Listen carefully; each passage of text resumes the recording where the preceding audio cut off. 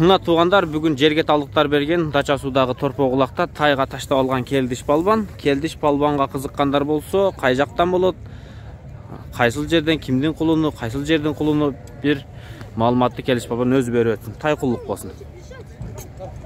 Assalamu alaikum.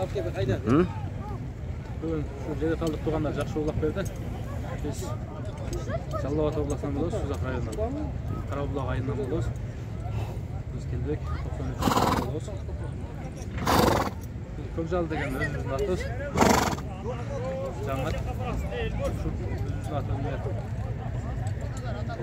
Тайга салып алдык, Алла насип кылып.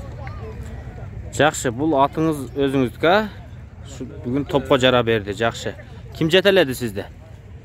Кыяз Ниязов.